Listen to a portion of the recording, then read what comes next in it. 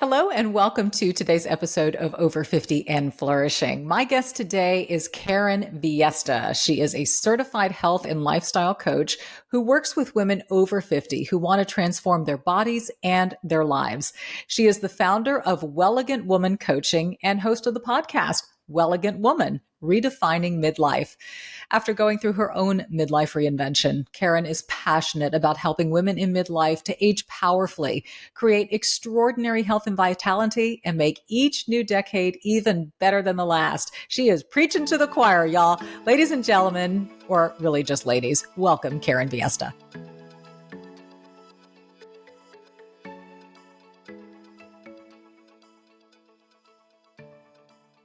I am always trying to do right by my body. So when it comes to my hair and scalp health, finding a product that actually works and is made with clean ingredients, well, that seems like a trade-off sometimes. But with Vegamore, I get products that are made with clean ingredients and give me visibly healthier hair and scalp. With Vegamore, I'm able to have thicker, fuller, shinier hair without the harsh ingredients.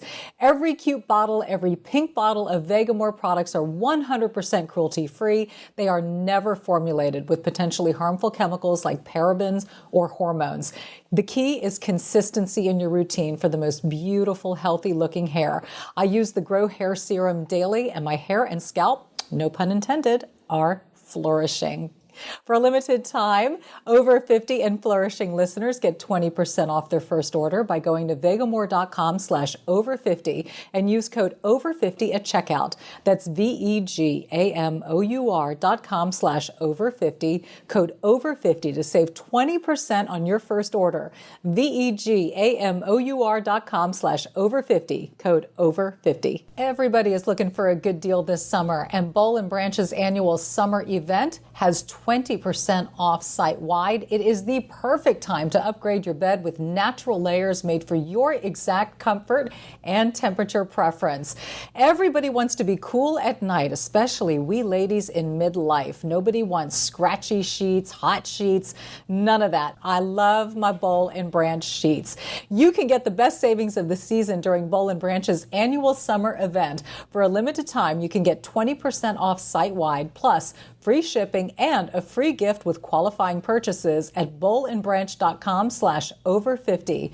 That's Boll and Branch, BOLLAND, branch.com/over50 for 20% off and a free gift. Exclusions apply. See site for details. Today's sponsor is for the caffeine junkies out there who find themselves in that endless cycle of coffee highs and lows. Mudwater is a coffee alternative to give you that energy fix, but without the jitters. Imagine being alert and calm at the same time and not having trouble falling asleep at night. Not only does Mudwater give you the morning boost that you need, it's also packed with adaptogens, antioxidants, and all those other fancy health words that might make you feel superior to us coffee drinking friends. For a limited time, our listeners get up to 43% off your entire order, free shipping, and a free rechargeable frother when you use our exclusive link. Head to mudwater.com/over50 and grab your starter kit. That's up to 43% off your order at mudwtr.com/over50. After your purchase, they'll ask you where you heard about them. Please support our show. Tell them we sent you. Start your new morning ritual today.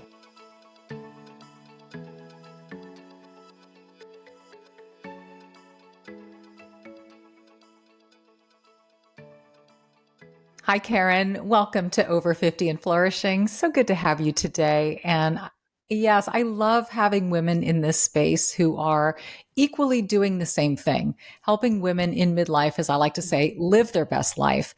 And before we hit the record button, you and I were having a really neat conversation about just how not long ago, there weren't places for women in midlife to go. We think about our mothers, our grandmothers.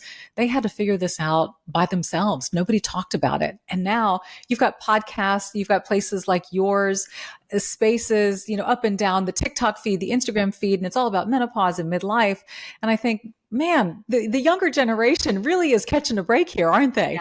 Yeah. They are. And actually we are too, right? I mean, Yes. it's a great time as I've said many times, it's a great time to be a woman in midlife. Hmm. I have a 22-year-old daughter, and yes, her journey will be far easier. But, if we think about what our mothers or our grandmothers Hmm. went through, we have the benefit of so much information and so many resources. Yes, yes. And you're one of them. You're a health coach, you're a life coach. Was this always, your lane, or was this a midlife pivot for you as well? It was a pivot. Hmm. I was certified as a health coach back in 2012. Okay. And then in 2017, I went through what I call my perfect storm. Hello. In that one year, I ended a 24-year marriage, and it was also the year that I started experiencing really significant symptoms of perimenopause. Hmm. So I call it my hot mess era.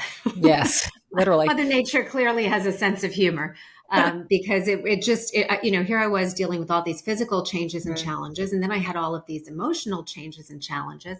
And I did, what everyone would do in that situation. I went to doctors, I went to therapists, I tried acupuncture, energy medicine. I mean, we all know when you're in a desperate place, you're We'll do just anything. grasping at whatever might make you feel, quote unquote, normal again. And I couldn't find it. And not only could I not find it, but I heard a lot of things like, well, this is what happens after 40, or, well, you're in perimenopause, it'll pass. I really wasn't even hearing encouraging messages. Yeah. So I just suddenly reached a point where I said, you know what, if I can't find the expert that I so badly need, then I need to become that expert. Hmm. So I took some advanced certifications in women's wellness. I got my life coaching certification because I just had the sense, a strong sense that I could eat protein and I could strength train till the cows came home. Hmm. But until I really got into my mind and until I really did the work on, just my own thoughts and the messaging that I had really internalized from a very youth obsessed culture, Hmm. that the physical stuff was only going to take me so far. So that was really how I came to this, because, what ended up happening was that within a period of about a year, every area of my life had improved. I just, I learned what to do physically, but more importantly, I really learned just how much of that conditioning we have internalized. When I really got into my brain, and on the outside, I would have said, no, I'm a modern woman. I'm independent. I don't believe that women are over the hill after 40. But you know what? When I really got in there were a lot of ideas I had about aging and about the second half of life that I had to kind of unravel. And I had to start to really reframe aging and Hmm. approach the second half of my life in a very different way. I almost believe that's like what the universe is encouraging us to do in midlife. All of these symptoms, all of these things we experience, I kind of feel like, it's Mother Nature telling us you can no longer operate the way that you have. You Hmm. need to now do things differently. You need to get into the driver's seat and just start, getting really clear on what you want and where you want to be, and just get really committed to doing that. And so, people started noticing. I mean, the changes obviously were visible because people would say, well, what are you eating? And what supplements are you taking? And, everybody wanted to know. And I realized just how many women were struggling as I was. And that's really how my coaching practice, came to be, focused on this particular population.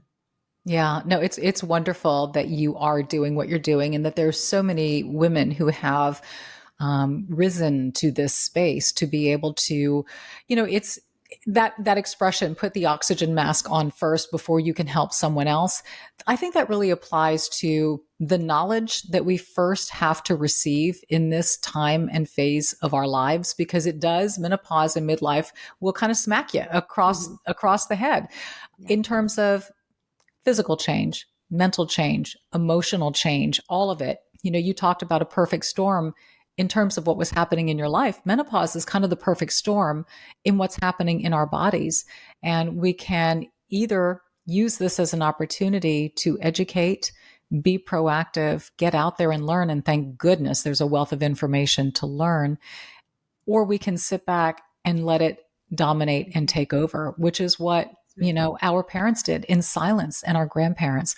So I'm curious, what did you learn about yourself as you really literally, in my opinion, you were going through, two perfect storms, one that was happening in your body, one was change that you were creating in your life. And a lot of women in midlife can relate to that because there are these epiphanies that take place and these assessments of where we are. So what did you glean about yourself in that time?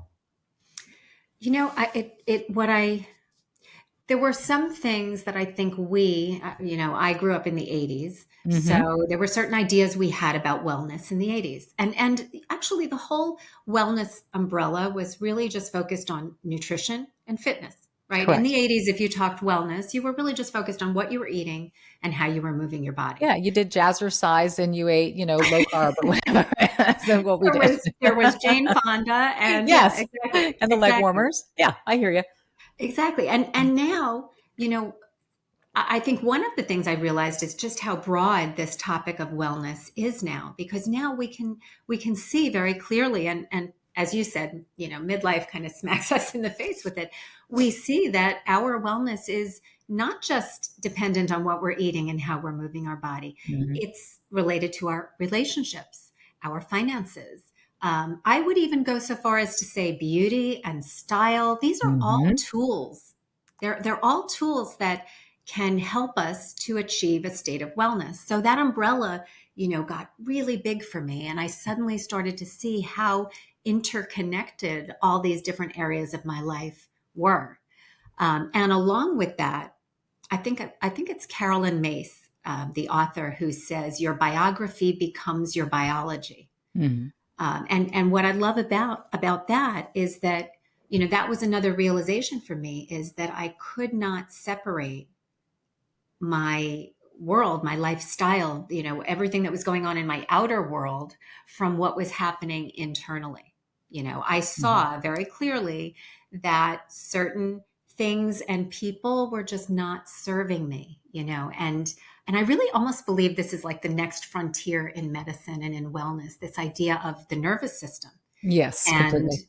you know, just managing our nervous system, because Mhm. again, we could eat all the protein, we could do all the strength training, we can do, focus on our sleep, all the things we're told to do that are very good advice and that's good information. But if we're doing it with a nervous system that is completely dysregulated, it's not going to move the needle. Mhm. So I think that was another key realization for me, was just like, I need to start steering this ship. And it's not just a matter of managing what I'm doing physically, but I really needed to sort of take a look at my life and develop a really close relationship with the future me. Mm. I say that to a lot of women because I think it's so important to sort of future cast and think Yes. about, who do I want to be 10 years from now, 20, 30 years from now? Mhm. And sort of reverse engineer that, think about, how is she thinking, and what is she doing, and who does she surround herself with, and what is her lifestyle? And then little by little, I brought those practices and those thoughts and those routines into my life. And it is amazing how we can just find ourselves like living into it. We're just literally being like, it's like a magnetic pull. Mhm. And doing that isn't easy, because Mhm. while we're being pulled toward that, we're being pulled away from other things. And we almost have to be willing to say, I'm No, going to let that go. We have to be that's willing to, right. exactly, exactly. Yeah. So yeah. It's beautifully said. You're sort of describing the storyboard of our lives, and we are encouraged to make vision boards about Mhm. hobbies, passions, talents, interests. But what a beautiful thing to create a vision board of how you see yourself 10 years from now and say, okay, these things resonate with me. This life in this way speaks to me. And now that I can see it, You have to ask yourself, what are the tangible, actionable steps that I've got to take now to get me there? And that's a Mhm. process, isn't it? That's right. Yeah, and interestingly, I think it's a process that I boil down to four things when I'm working with a client: slow down, Mhm. tune in, boundaries, and pleasure. Mm. I think we were not taught that, but I think those are skills that we need to develop if we want to create a really powerful and extraordinary second half of life. I love it. I love it. Karen, we're going to take a really quick break. I want you to expound and elaborate on those things and what they look like for each woman, because it's one thing to say those things, but you've got to Mhm. define it. It has to have an outline. Do you remember back in English class, Yep. you would write something and the teacher would say, "Well, make an outline. I want to see how you're That's going to right. do it." So I'd love for you to outline those four things when we come back. We'll take a real quick break and we'll be back with Karen Viesta, a life and health coach, right after this.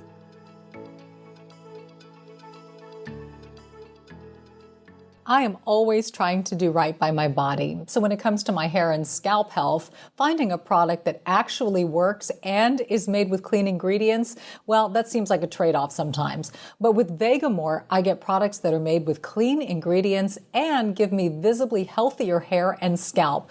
With Vegamore, I'm able to have thicker, fuller, shinier hair without the harsh ingredients. Every cute bottle, every pink bottle of Vegamore products are 100% cruelty-free. They are never formulated with potentially harmful chemicals like parabens or hormones. The key is consistency in your routine for the most beautiful, healthy looking hair. I use the Grow Hair Serum daily and my hair and scalp, no pun intended, are flourishing. For a limited time, over 50 and Flourishing listeners get 20% off their first order by going to vegamore.com/over50 and use code over50 at checkout. That's vegamore.com/over50, code over50 to save 20% on your first order. vegamore.com/over50, code over50. Everybody is looking for a good deal this summer, and Boll and Branch's annual summer event has 20% off site-wide. It is the perfect time to upgrade your bed with natural layers made for your exact comfort and temperature preference. Everybody wants to be cool at night, especially we ladies in midlife. Nobody wants scratchy sheets, hot sheets, none of that. I'm going to tell you, you can feel the quality immediately. They're silky soft. Guess what? They get even softer with every wash. I sleep better at night and I stay nice and cool during the summer. I love my Boll and Branch sheets. You can get the best savings of the season during Boll and Branch's annual summer event. For a limited time, you can get 20% off site-wide, plus free shipping and a free gift with qualifying purchases at bollandbranch.com/over50. That's Boll and Branch, BOLLAND, branch.com/over50 for 20% off and a free gift. Exclusions apply. See site for details.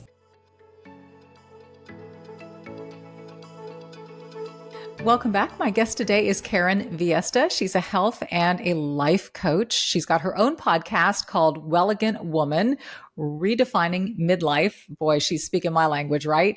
And before we went to the break, Karen, you were talking about 4 principles that you believe in midlife in order to redefine it. And you said, slow down, tune in, boundaries, and pleasure. So I'd like to dissect those and really get to the guts of what you mean in each one. So let's talk about slowing down and what does that look like?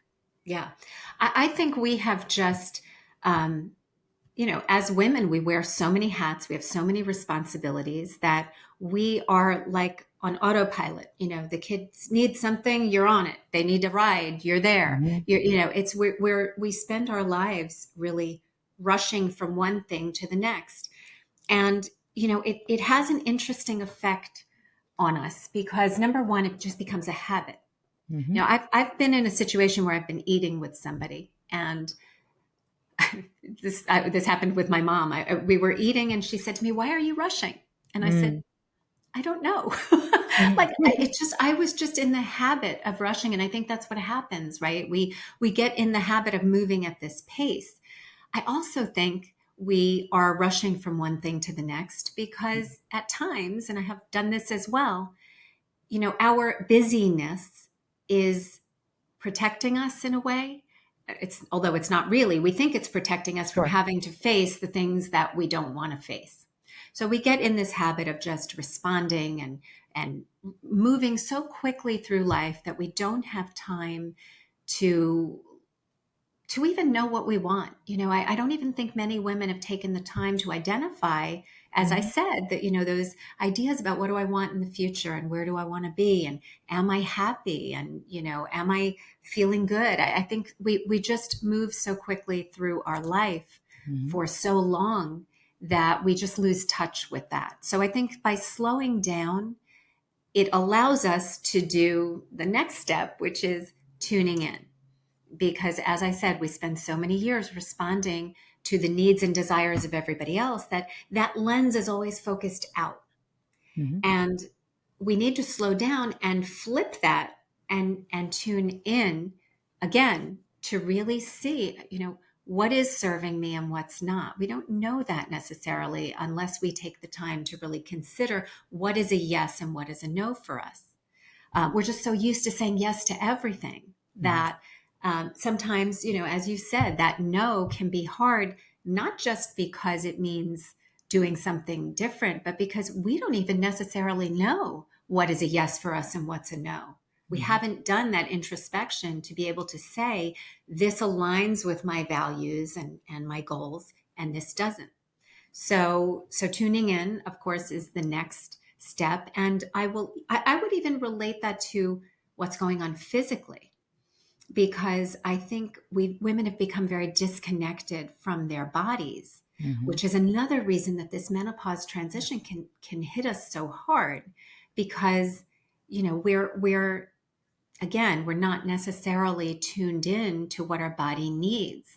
When we learn to kind of read the signals that our body is sending us, it becomes so much easier to know, okay, I need to cut alcohol out. That was a big one for me. It wasn't until I slowed down and I tuned in that I was able to see that alcohol was really affecting my sleep quality. I just never made that connection because I never thought about it. But when I really started looking at the way foods and drinks and movement felt in my body, that guided me in a really big way. More so than any doctor can do or any, Yes. I think sometimes we forget that we have that wisdom and that ability to figure it out. But again, it means slowing down and Slowing tuning down and in. listening. Mm-hmm. Right. So, I think that's one that we can say applies to both physical, what's going on with us physically and what's going on in our life. Just that ability to really, go inward.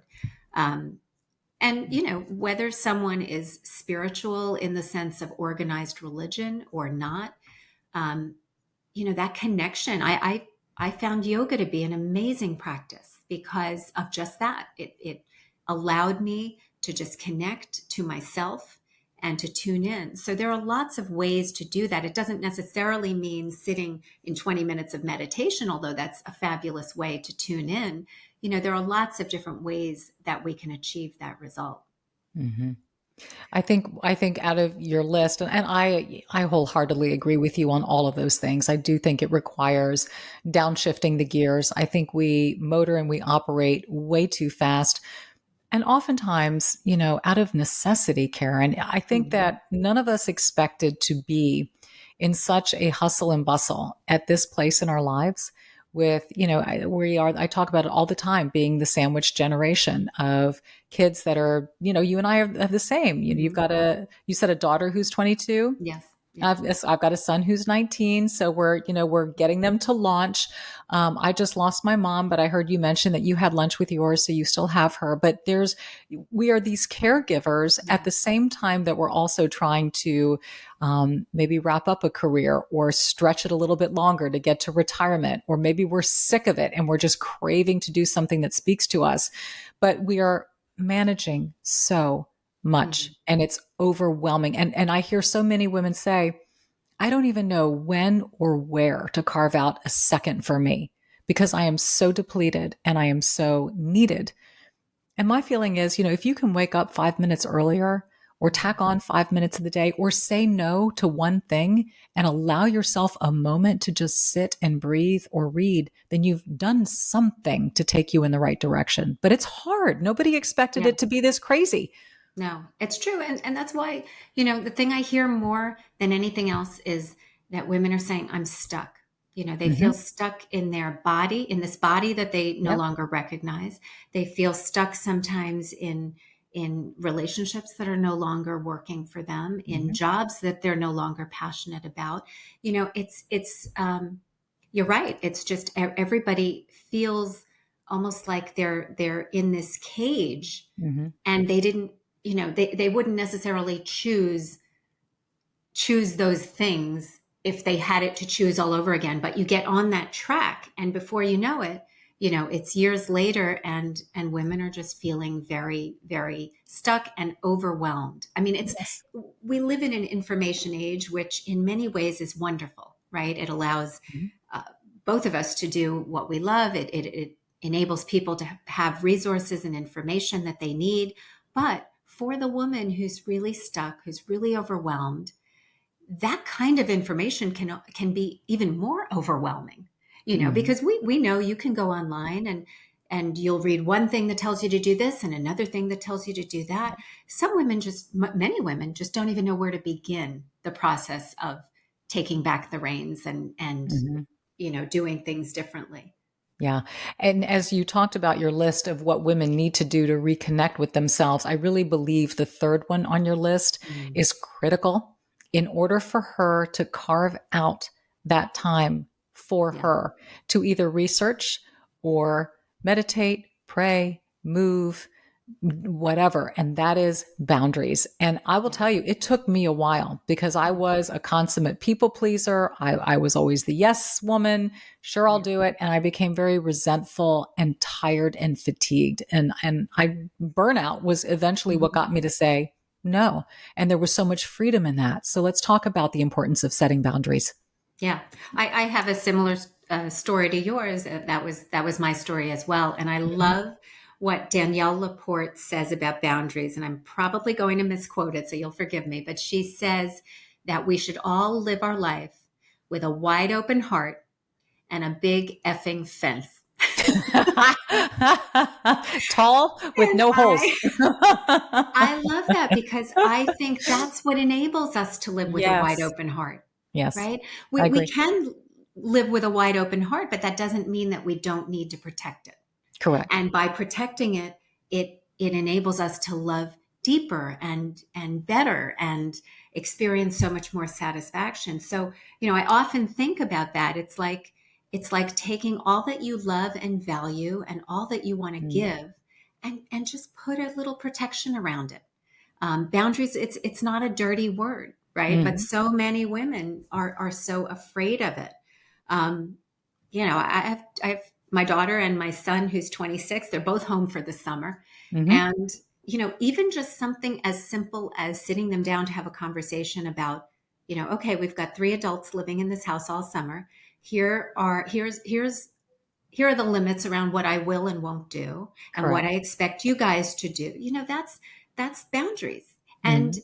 there are so many women who won't even have those conversations with their kids, let alone their partners, their boss, their friends. It's so uncomfortable because we just weren't raised. We were never taught those skills. We're Mhm. teaching ourselves how to Yes. do this in midlife. And as you said, it's usually born out of necessity. It's born out of, Mhm. a burnout situation where we don't have a choice. But it doesn't have to be. We can look at it again like we're just building that fence around ourselves, our heart, the things that we value. And it's necessary. No, it's critical Yeah. to living a happy life, and I think it's kind of funny in a way.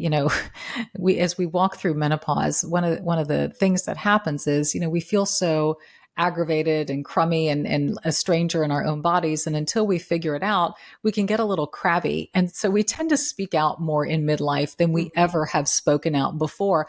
Why? Because we're absolutely fed up. We're Yeah. fed up of being tired, agitated, unbalanced, out of whack. So I think there's this interesting thing that happens. It's almost as if our body is leading the way Mhm. and saying, all right, you're going to be thrown off kilter. You're going to have to figure it out. But at the same time, it's also going to give you a voice. And I hear more women say, and I personally love this about midlife, is that I stopped caring about what other Yeah. people think. And that doesn't mean to be rude or crass or unthoughtful in the way that you speak, but you speak what you think and you're honest about it. And that's the beauty that comes, that I think it's easier for women in this stage to start setting boundaries because they're simply so fed up with being doormats and walked over and being people pleasers. Yeah, absolutely. And I think, it's not a coincidence that more marriages end between the ages of 40 and 60 for a Mm. woman. I think that idea of speaking my mind, learning to say no, setting boundaries, it can really shake your life up.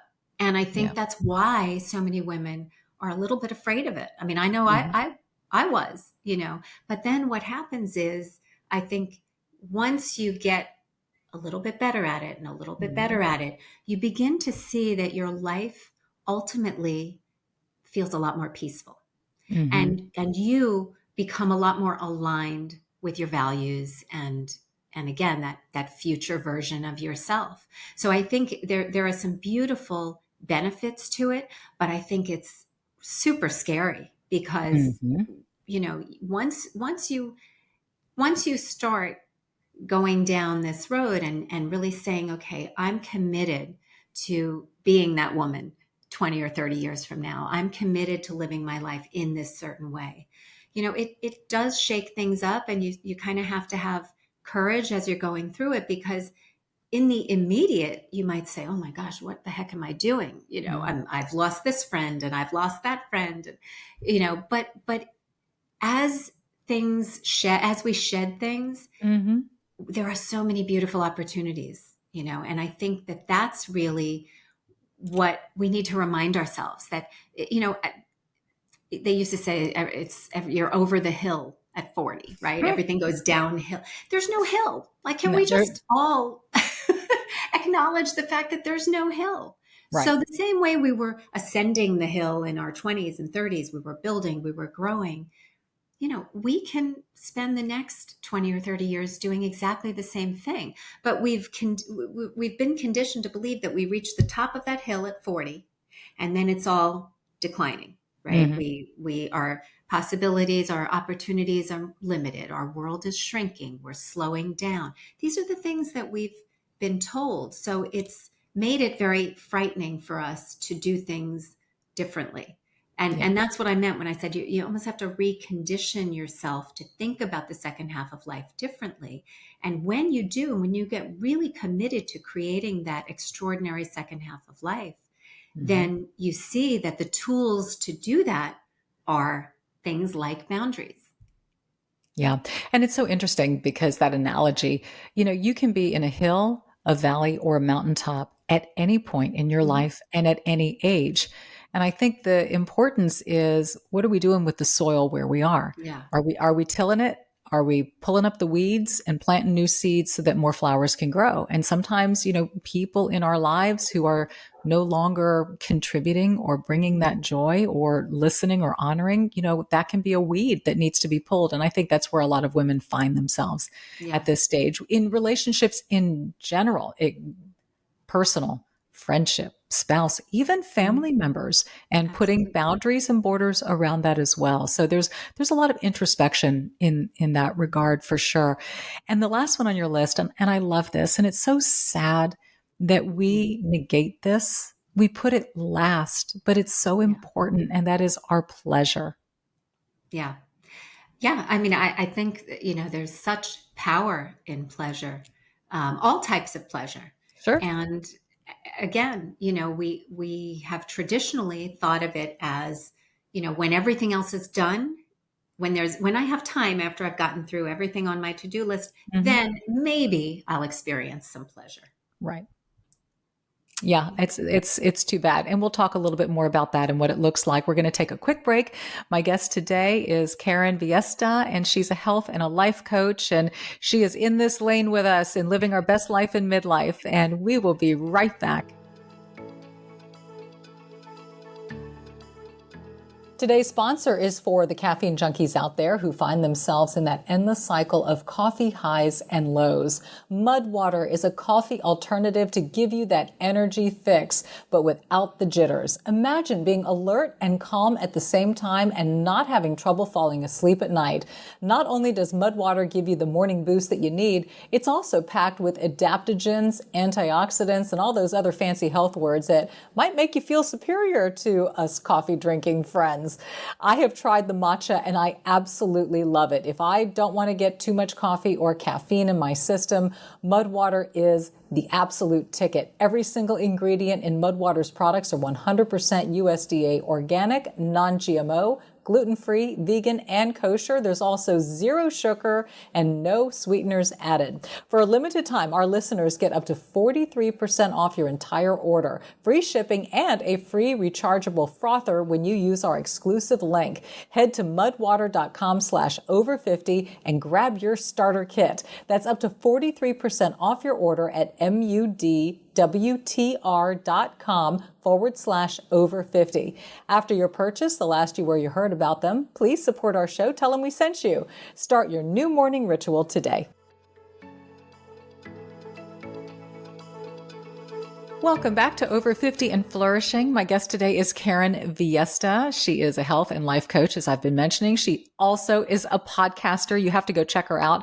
It's Wellegent Woman Redefining Midlife. And congratulations to you, Karen, for being in this lane, in this space. You know, there are so many women in midlife who are seeking content, information, coaching, which is what you offer. And we'll talk a little bit more about that as we just continue to dive into sort of your 4 pillars about what needs to happen in midlife and what you're finding in women who are coming to you.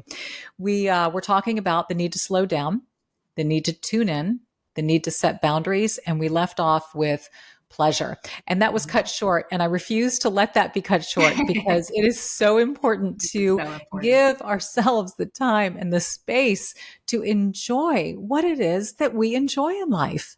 Yeah. Yeah, it's true. And pleasure is another one of those things like boundaries that sometimes we don't really build into our life until we're in a desperate place and until we're in a state of burnout. And we absolutely need to slow down and experience some pleasure. When I was, this is sort of a funny story and a great strategy for women who are struggling, to find pleasure or to build pleasure into their life. When I was just probably about a year post-divorce, and I had been dating, and I was really just stretched very thin and exhausted and, not feeling great. I was having a conversation with my mother. My mother is popping up again. She said to me, she was joking, and you'll remember that old show, Seinfeld. She said to me, maybe you should just do what George Costanza did and just do the opposite of everything that you would be inclined to do. Perfect. We laughed about it because it happened to be a funny episode. And while I didn't feel that I was in that desperate a place that I needed to do that, what I did commit to one summer was I said, I'm just going to play my life like a game of hot and cold. When you were a kid, did you ever play that game, Hot and Cold, where someone would hide something and you would have to find it, and they would say, "Oh, you're getting hotter, you're getting hotter." Yes. And the closer you got, and if you moved away from it, they'd say, "Oh, you're cold, you're cold." I just said to myself, you know what?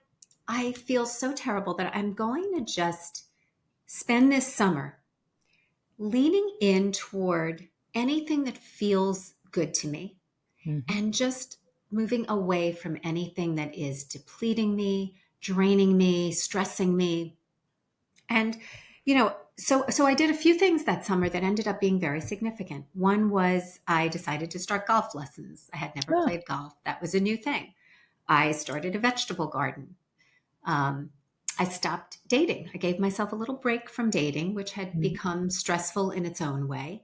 And so again, just little things, no big overhaul of my life. They were minor changes, but they were just things that I either felt drawn to or drawn away from. And by the end of that summer, I cannot tell you the difference that made for me. I discovered vegetable gardening was a huge passion. To this day, I love my garden. Yes. Yep. I'm a terrible golfer and will probably never golf again. But now you know. but, I tried. Mm-hmm. And when I eventually returned to online dating, I was in a different energy. I was more positive about it. I was more peaceful. I was able to approach it with a very different state of mind. And so what I saw was that, we can do that with pleasure. We can just simply treat it as a game of hot and cold. Yeah. And that will guide you toward, little ways throughout your day that you can find pleasurable moments. Maybe it's having fresh flowers in your home every week, right? It just doesn't need to be anything major. But we just have to get used to even identifying for ourselves what brings us pleasure versus, what is taking pleasure away from us. And then, of course, we can get into the whole conversation about physical pleasure, which is another, hard nut to crack for women in midlife because, it's our bodies are changing and we don't always have the body image or the confidence we once did. We may or may not have a partner, right? But there's all of these different aspects of pleasure. And many women have just literally shut the door to all of them. Yeah, you're right. It's as if a kill switch has been hit. And it's sad because then oftentimes there will be some escapism toward things that are unhealthy, right? Alcohol and binge watching TV or food, things that can have an addictive quality that can mimic pleasure, but really aren't satiating and they're quite destructive. And we have to be so mindful if we're doing that. And I also want to reiterate, and I know you'll chime in as well, all of these things that you're talking about, whether it's slowing down, tuning in, setting boundaries, seeking pleasure, you can do this no matter where you are in life, no matter your socioeconomic status, no matter what you have or what you don't have. These are all practical, tangible steps to be taken. It's just a matter of identification and working within your means and your realm. And pleasure can be as simple as stepping outside and going for a walk and feeling the breeze. And to your point, I love gardening too. It can be, planting seeds or planting some flowers in your own, yard. We have to think and kind of take the limits off of pleasure. And people will say, well, pleasure to me is a trip to Europe and I can't afford that. Okay, well, pleasure to me is a trip to Europe too. I don't have the time for that in my life right now. So what can I do? What can I do right now? Maybe an extra hour of sleep for me is immense pleasure. Those things matter, don't they, Karen? Yeah, they do. And I think the underlying layer to all of this is, kind of where we started. I guess we're circling back to where we started, which is reframing aging and the second half of life. Because I do think that along with that conditioning that tells us that, it's all downhill after 40, there is this notion that women in the second half of life are not, sort of experiencing pleasure. They're not learning and growing and trying new things. I think once we sort of recondition ourselves, once we find role models, I mean, this was a funny meme on social media that you may have seen. And I think it describes so perfectly what I'm trying to share. There was a photo and the screen was split. And on the left side were the Golden Girls. Do you remember that show from the 1980s? Yep, I love them. Yes. So we had the three ladies in the Golden Girls, and below each woman, it listed their age. So it was 53, 55, 57. On the other side of the screen, they had the cast of the new Sex and the City series. I forget the name of it. And they had those characters, same ages, 53, 55, 57. What that tells us, right, or what it tells me loud and clear is that this is all a matter of perception. In the 1980s, that's what we thought a woman in her 50s looked like. And in 2024, this is our perception of a woman in her 50s. So, that right there tells us so much of it is just our thoughts about our age, about aging, about the second half of life. Mhm. And we have complete control over all of it. So, yes, there are plenty of things going on with our bodies that we may not feel like we have a lot of control over. I would argue that we have probably more control than we think. Absolutely. But that is just the idea underlying everything is that, you know, we almost need to retrain ourselves to view the second half of our life as this beautiful Mhm. opportunity, which it 100% is. And when we think about it that way, and when we have, goals and dreams, when we don't think about slowing down, but we think, well, what's next? Like what Mhm. exciting thing can I do next? What can I learn now? It's amazing how much pleasure we can bring into our life, but we really have to we have to convince ourselves that it's available to us, throughout the second half of our life. Yeah, no, I wholeheartedly agree with you. And, as you talk about that perception problem, it's not how the world sees us, it's how we choose to Hmm. see us. Do Yes. we see us that way, or do we choose to see us in another way? And it's our vision of ourselves that will lay out and dictate, what you say is the second half. And even I would say this too, the second half of our life isn't really like the first half. 0 to 50, let's assume that we're blessed enough to make it to 100, right? 0 to 50 looks totally different Yeah. than what 50 to 100 looks like. So, how many great years do we really have? How many lucid, fluid, blessed with good physical health, mental Hmm. faculty, ability, right? I mean, to Yeah. me, it's so precious. We are at such a cusp in our lives to really do something and to live it out in the best way possible, that if we don't act on it, it's a waste. Yeah. And think about really, I mean, how much more we have at this stage of life. Many Hmm. women um, certainly have more wisdom than we did when we were younger. Right. Many of us have raised children who are more independent now, so we very likely have more time, Mm. likely have more financial resources, right? If we really break it down, we're in an even more exciting phase of life because we have Hmm. so many more resources that we can devote to ourselves and the things that we love. We're just not, as we're not stretched quite as thin, or at least Correct. most women aren't. And that's again, it's a as you said, a matter of perception. It's our own Hmm. perception. Right. And here's the other beauty too. Look at us. How long ago could two women in midlife broadcast themselves? Mhm. Even the landscape has changed in terms of what we can do. The traditional model of how we define work and having it to always be employer based. Yeah. This is a new model and a new paradigm. We can be the creators of our own universe. We can be the creators of our own content, our own businesses. And I think that's the exciting thing to message here, is that you may have some ideas and you may have some seeds and things stirring inside you, and you're not necessarily dependent on someone else to see it come to fruition. Yeah. And that's the cool thing about where we are too, is the landscape has truly changed in terms of where we can find information and also what we can do with that information. Yeah. And no longer are we sort of living our life for retirement, right? Correct. Like I think many of us are excited and have really no plans of stopping.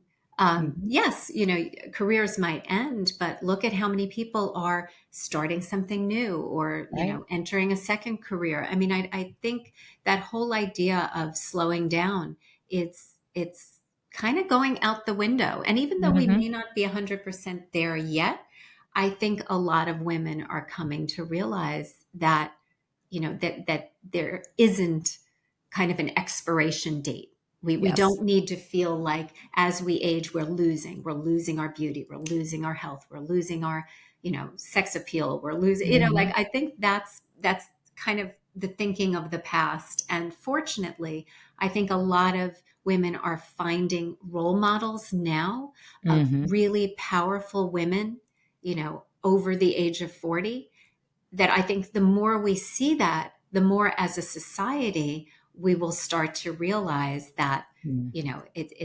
it's not a time of decline. No, not at all. I mean, and I'm sure you'll probably say the same, but I mean, for me at 57, I've never been happier. Mhm. I've never felt more fulfilled. I've never felt wiser and more in tune, not just with me, but kind of the world around me and understanding, I guess, my role and my purpose here. And the desire to give back as well. There's such an interesting shift that takes place, and it's such a great season. And I love that because we do go through seasons, and I don't know. Yeah. I'm with you. I think it's such a beautiful one. And for women who are stuck and don't really see this as such a great season, Karen, how can they find you? Because I know you're there as a life and a health coach, which means Yeah. you tackle it all because it all needs to be tackled, right? It's mind, body, spirit, all of it connects. How can people find you, and what can you do for them? Sure. So my podcast, as you mentioned, is Wellegent Women Redefining Midlife. At my website, which is wellegentwoman.com, they can find a host of resources. I have a Mhm. midlife glow up guide. I've got resources on, everything from style to supplements. Mhm. So I would definitely advise them to check out the website and perhaps, download some of the free resources that are there. And they can email me and contact me. I'm on all the socials at Wellegent Woman on Instagram and Facebook. And I run small group coaching programs several times a Mhm. year, and I'm happy to support ladies in whatever ways they need it. That's wonderful. And just to clarify, it's WELLEGANT, right? Correct. Wellegent Woman. Yes. Excellent. Well, Karen Viesta, congratulations to you, my dear, for Thank doing your you. midlife pivot and doing it well and wanting to give back. I am, it's blessed to know you. I love getting to be connected with women who are wanting to give back, wanting to learn in this age and stage, and then empower others. I think it's such a beautiful space, and I'm grateful to share it with you. Thank you so much. I've enjoyed being here, and one of the beautiful things is this sense of community, right? Just Amen. It's all the ladies everything. you meet who are, have stories similar to ours, who Mhm. serve as, inspiring voices. That's right. Really enjoyed having Karen on the podcast today. It's so enjoyable talking to like minded women in this space. And it's so nice to see that there are many out there who are taking their thoughts and what they've learned and inspiring and encouraging other women. I am all about that. Let's lift and empower one another. The more women we can touch, the more we can help, the better. And again, if you are interested in learning more about Karen, we will put links to all of her platforms in the description, so you'll be able to find it there. If you're watching on YouTube, I always ask, please subscribe to the channel and don't forget to leave your comment if you have any thoughts, ideas, things that you would like to see in future podcasts. And if you're listening on Apple, Spotify, wherever you listen to podcasts, I always ask if you wouldn't mind, please rate, review, subscribe, and share Over 50 and Flourishing. That's how we make these communities bigger. That's how we get more information out there to more women who are eager and hungry and looking to make a change in midlife. Have a great week. I'll see you next time. Bye-bye.